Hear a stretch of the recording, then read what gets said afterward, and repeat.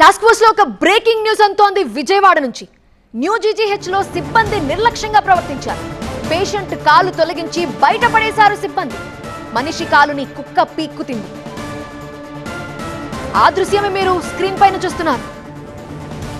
Biowaste room లో శరీర భాగాల్ని ఉంచాలి, ఖననం చేయకుండా హాస్పిటల్ సిబ్బంది బయటపడేస్తున్నారు. అక్కడ కుక్క పీక్కు తింటోంది కాలుని. హాస్పిటల్ సిబ్బంది నిర్లక్ష్యంపై సర్వత్రా విమర్శలు వెల్లువెత్తుతున్నారు. ఈ అంశంపై విజయవాడ జీజీహెచ్ నుంచి మరిన్ని వివరాలు మా ప్రతినిధి శ్రీధర్ అందిస్తారు. జీజీహెచ్ ఆసుపత్రి వైద్య సిబ్బంది నిర్లక్ష్యం మరొకసారి బయటపడ్డది.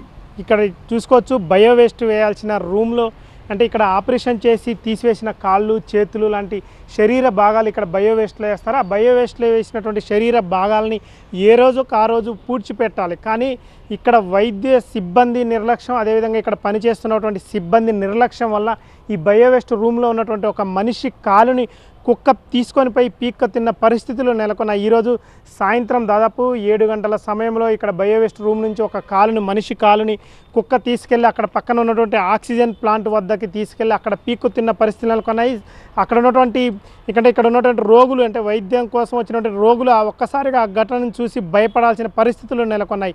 ఇకనైనా ఇక్కడ ఉన్నటువంటి సిబ్బంది కూడా నిర్లక్ష్యం లేకుండా ఈ బయోవేస్ట్ రూమ్లో ఉన్నటువంటి ఇటు శరీర భాగాలను ఏ రోజు ఆ రోజు ఖననం చేయాలని మాత్రం ఇక్కడ ఉన్నటువంటి రోగుల బంధువులు కోరుతున్నారు. ఎందుకంటే చాలా దూర ప్రాంతాల నుంచి ఇక్కడ చికిత్స కోసం వస్తాము. ఇక్కడ చూస్తున్నటువంటి భయాందోళనకమైనటువంటి సంఘటనలు ఇక్కడ చూడాల్సి వస్తుందని మాత్రం రోగుల బంధువులు ఆవేదన వ్యక్తం చేస్తున్నారు.